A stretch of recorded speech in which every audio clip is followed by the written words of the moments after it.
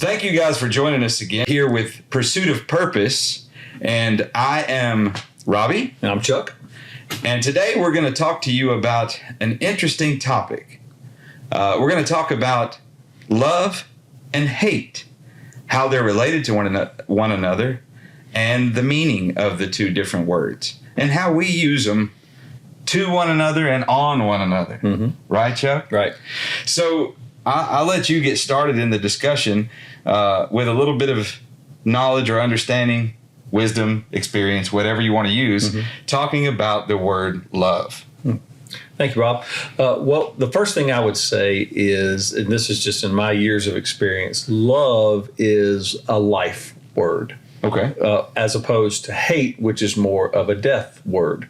Now, I think those can be used in healthy ways, even the death word, friends, but that would be, I think, my first brick I would lay is there's life and then there's death, and there's reasons for both.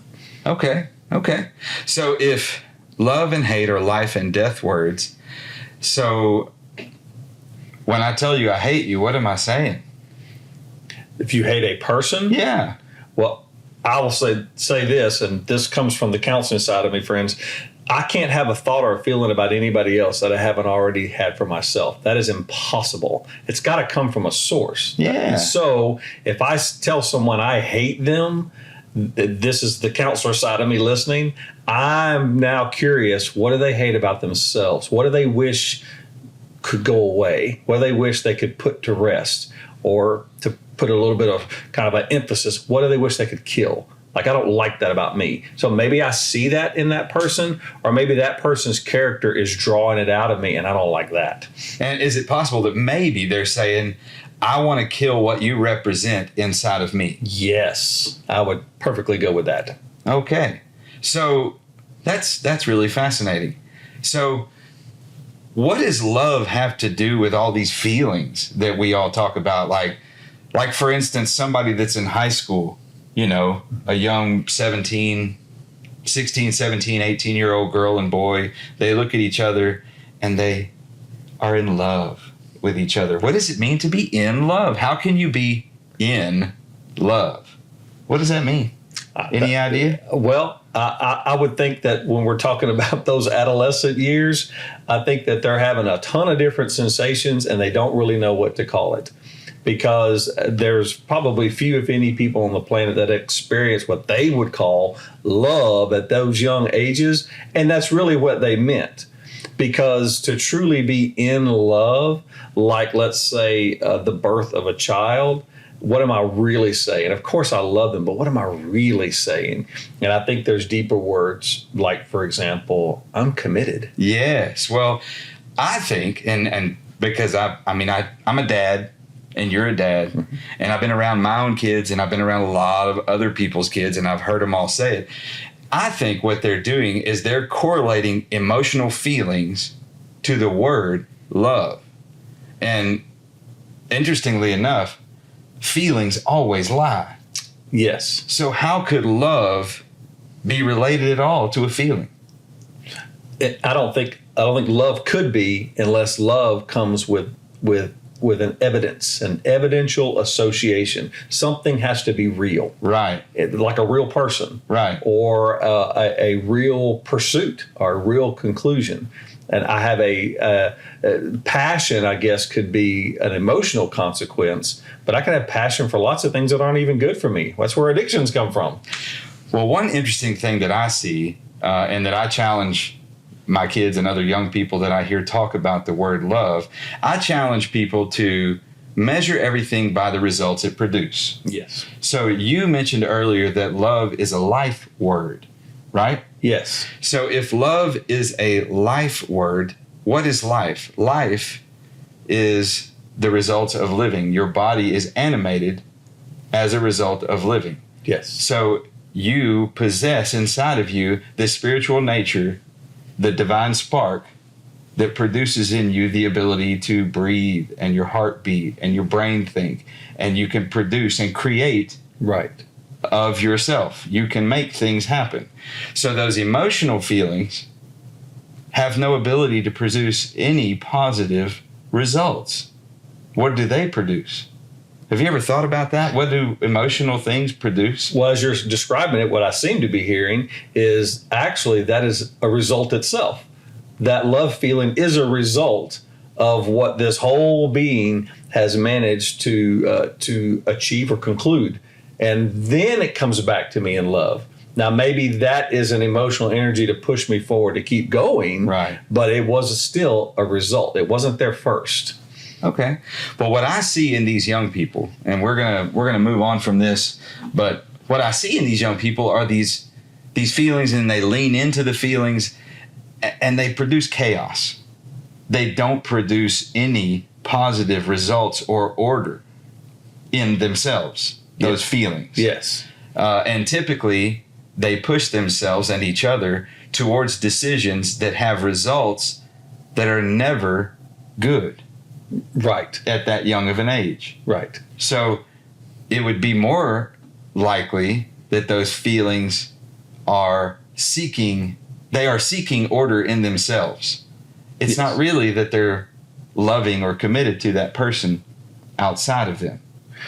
Correct. Because chaos, the way I kind of have come to understand it through just reading and listening and talking like we do, is chaos, it implies a lack of healthy containment. It's chaotic. It's wherever it wants to go. It has no order.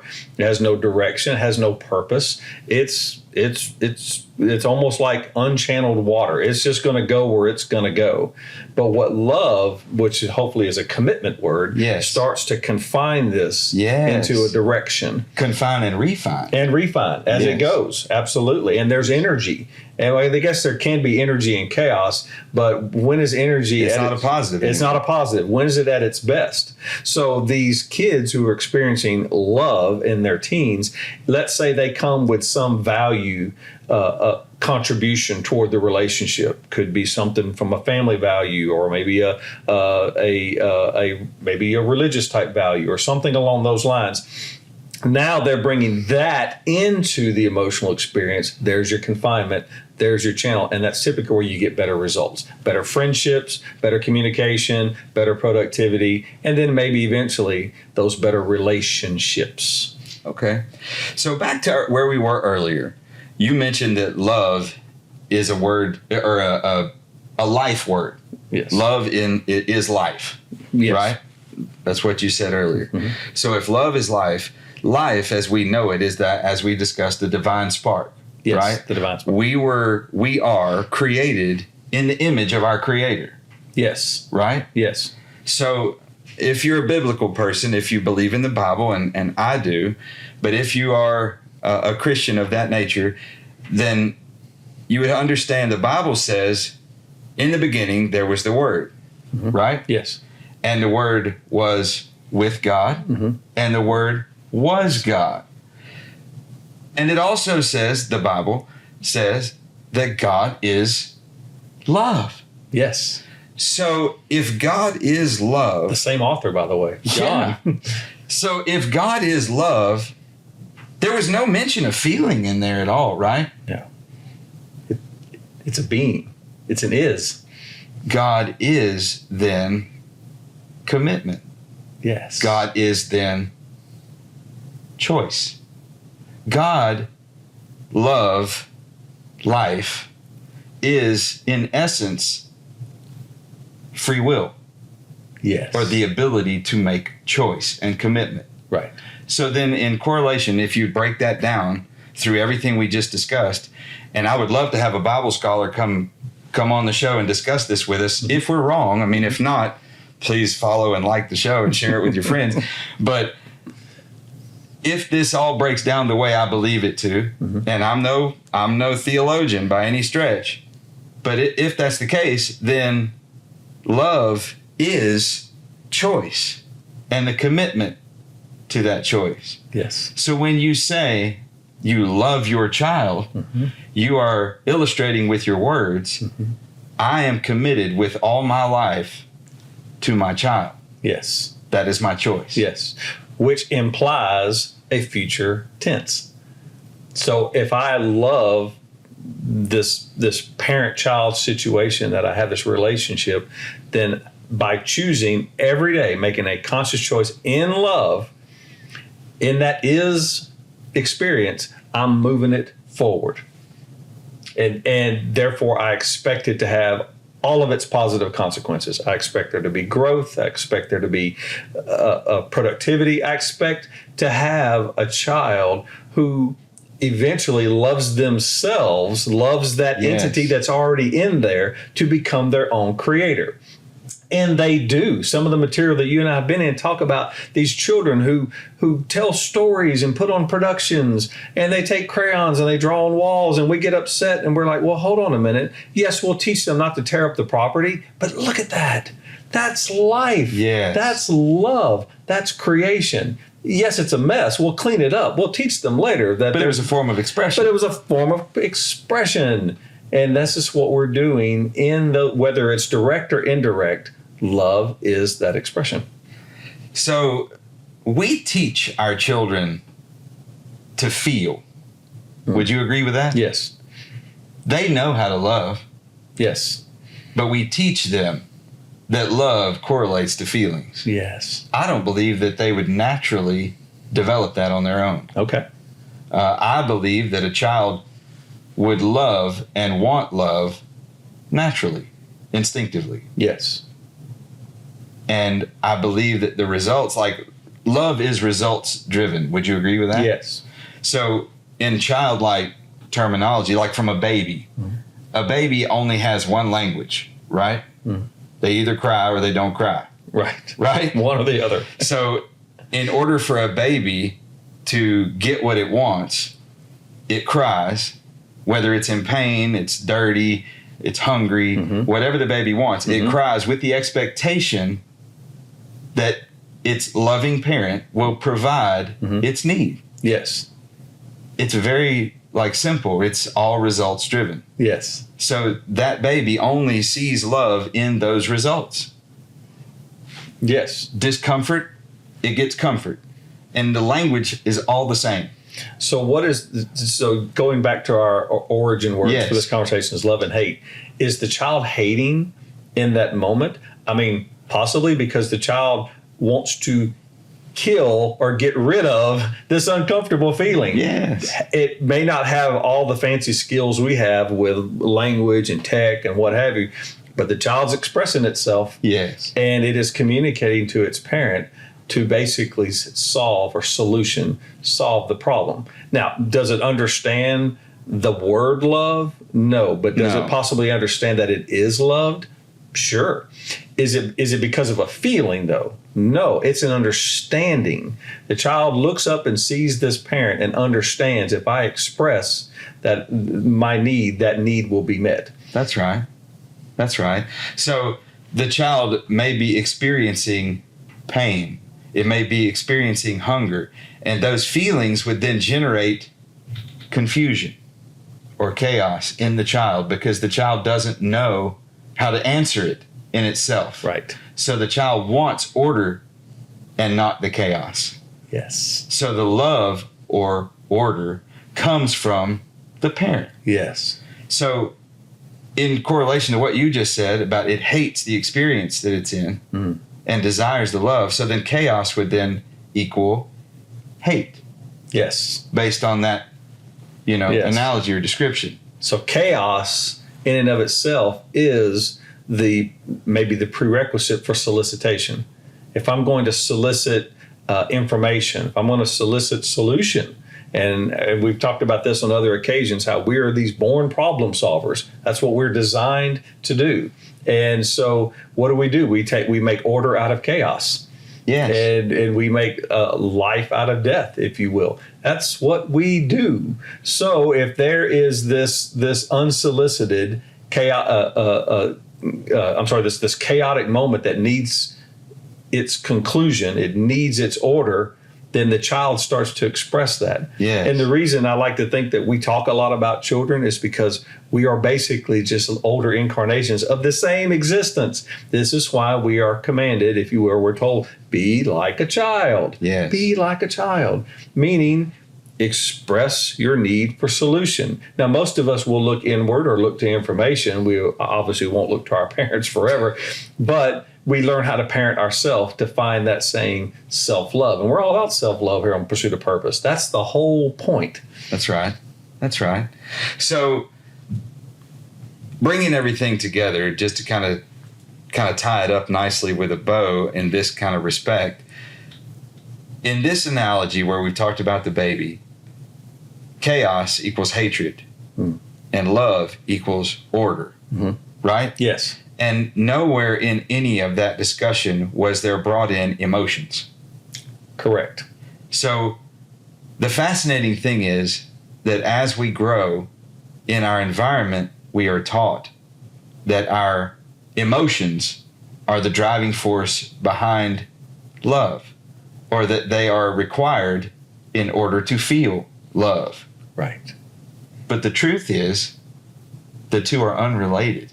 And in fact, based on everything I've ever studied or learned, emotions are more closely related to hate than love, because they produce chaos in their results. Yes, they do, because there really aren't sustenance. There's no substance to an emotion. Right. People give it a lot of credibility. We have lots of folks in our society, whole generations, try to process the world based on how they feel about it. Right. And that's just why if either nothing gets done or chaos continues. So eventually someone with a more solution-based concept has to come in, create a solution, and apply it. So when we're talking about being created in an image, you have a creator, and then he actually sent a messenger, just like the child sending a message to the parent. I'm sending you a message. The cry that something needs to be done. And then that spiritual component, call it whatever you want, it's in us and it's in our creator. So there's your three parts of the image. So that is the connectedness. It's the conduit. That's the spiritual part. But the message has to be sent to and from, down through that spiritual connectedness. My soul talks to their soul. Exactly. Like relating to a spouse or a child or a friend. But it started in the creator moment. So nowhere in any of that was emotion. Exactly. All that was a result. Now, just to be clear, nowhere in this discussion are we downplaying the value of let's call it an intuition or a gut feeling, because that is also not necessarily at all related to an emotion.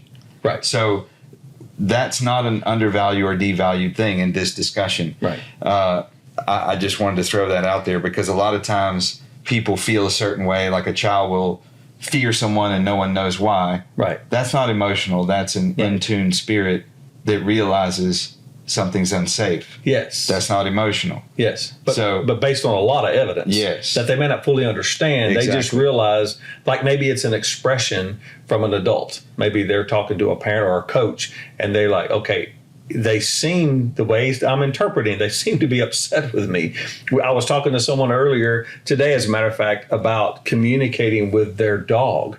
He said, I can say all kind of mean things to my dog and call my dog a lot of mean names because maybe my dog made a mess. But if I say it in a sweet way, the dog is just wagging his tail because it's thinking, I don't know, but I'm getting the positives. But I can call my dog ugly names. I'm sorry. I could say sweet names to it, but say it in a mean way. Like, and the dog cowards, even though my words are actually positive. He said, I do that to my dog all the time just to mess with it, just to test to see, is that really how it works? And it is. The message is lost inside the method. The method. That's exactly right. Yeah. And so when we deal a lot as coaches and counselors to people, and we know a lot of it is they don't mean poorly, they mean well, but they will come down on themselves with a lot of those more chaotic language things. Yes. But it's because they're relying too much on how they are feeling about it in the moment.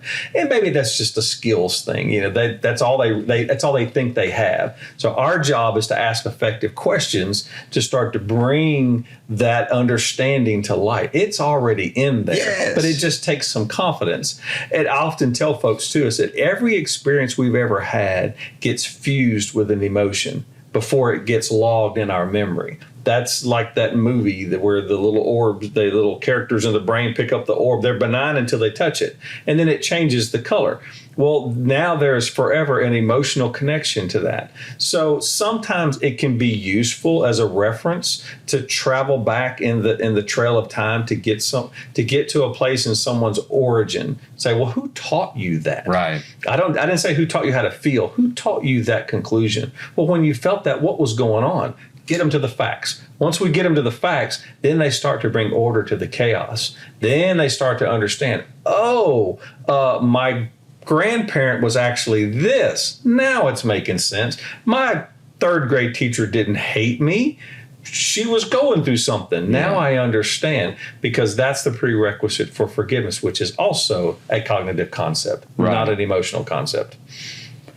Well, and part of this discussion was to help people understand that, like, for instance, we get into relationships with each other and we get so emotionally involved that we believe we are committed, and we call it love.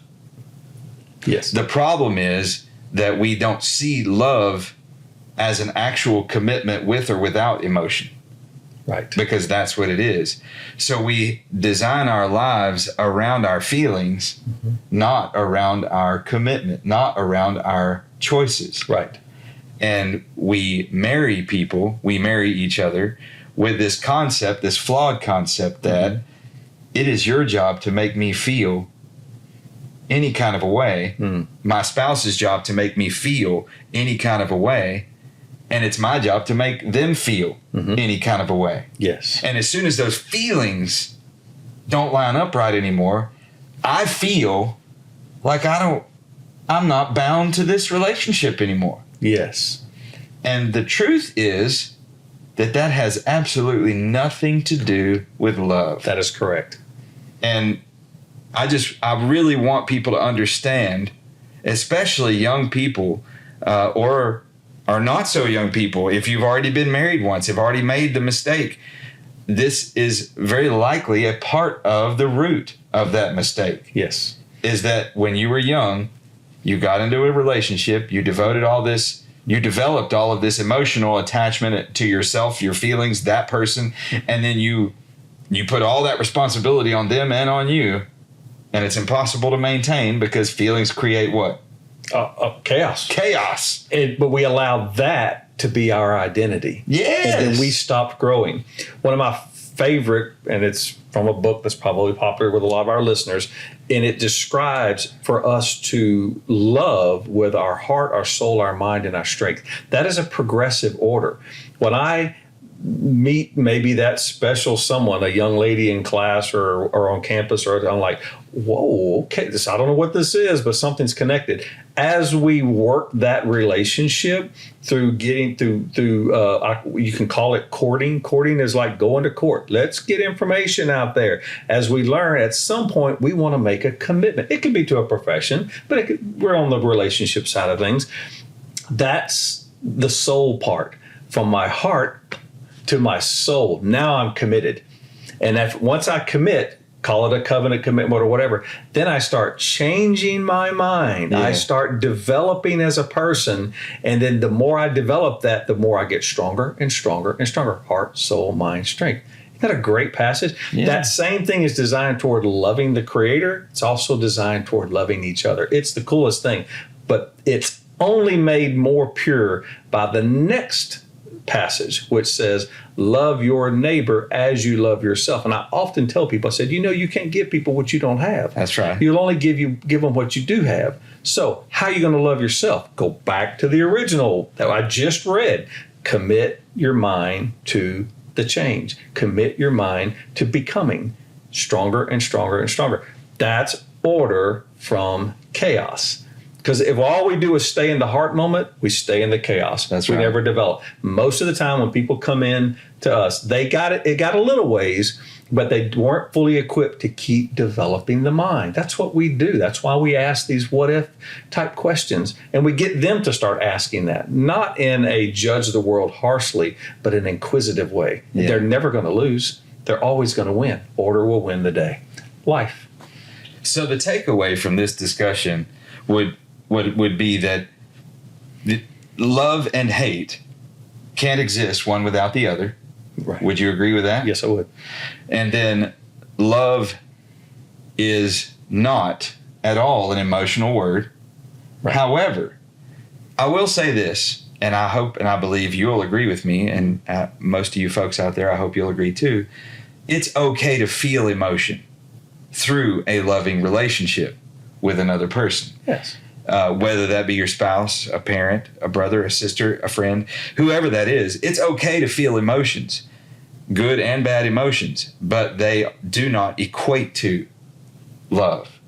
And your level of love is not dependent on those emotions. Right. That's the takeaway. Right. Right? That's that risk of going after a need rather than a want. Yes. Mhm. Yes. So we should embrace a little bit of chaos from time to time. It takes some maturity, friends, but I don't really mind when things don't always go perfectly or swimmingly. I need that challenge. I want that challenge. And the best evidence I have sometimes is if I want to throw the hate word on it, I hate that this just happened, but what will come next? Well, you hate the experience. Yes. You hate the experience, but you enjoy or love, you appreciate Yes. what you gained from it. Yes. Because So you love the life you created through the quote unquote problem, whatever it was. yes. And that's okay. That's one of the things that gives you the ability to approach every day with a positive attitude. Right. Is if you look at it that no matter what happens today, I'm going to gain life from the process. Yes. Whether it be a good experience day or a day riddled with what we call bad experiences, either way it goes, this day is going to produce or Right. create better life for me. Right. Right? Absolutely. Well, is there anything you'd like to add? No, I thank you for working these concepts with us. I mean, I really appreciate our audience. And there's been lots of things that we've discussed, but when you approached me with this particular subject, I thought that is ideal because we try to eliminate so many things from our life instead of embracing it. So embracing hate, chaos as an opportunity to have that love life experience. I'm not sure that we could basically espouse much more fundamental product, if you will. I don't even have an ideal word for that. I challenge you with that word, but that's the way it seems to me. And I wish I would have gotten there earlier. I know we often say that, people. Boy, I wish I would have known these things, but you know it now. Well, all this is a paradigm Yes. of thought. And I believe and I teach that simplicity is elegance. And the simplicity of this is, I hope that you all will love every moment that you're given the opportunity to live. I hope that you all will approach every problem or moment of chaos or whatever it may be with love from inside of you, that you can create a situation of abundance from everything. Yeah. And I appreciate all of you being with us today. I hope you enjoyed the episode. Again, I'm Robby. I'm Chuck. And thank you for letting us become a part of the pursuit of your purpose.